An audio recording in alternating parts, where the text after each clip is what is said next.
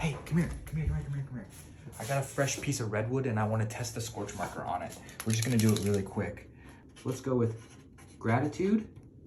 Why not? That seems like a good word for today.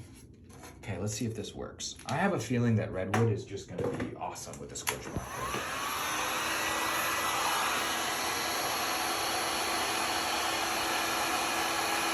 Oh, it dried it really fast. It's actually working really well. I think it's because there's no sap in the wood.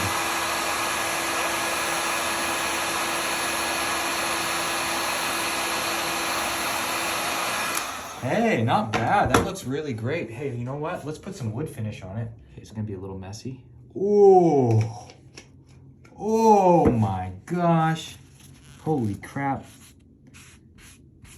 Guys, I think we found a winner when it comes to wood. Redwood is beautiful. What a gorgeous piece of wood.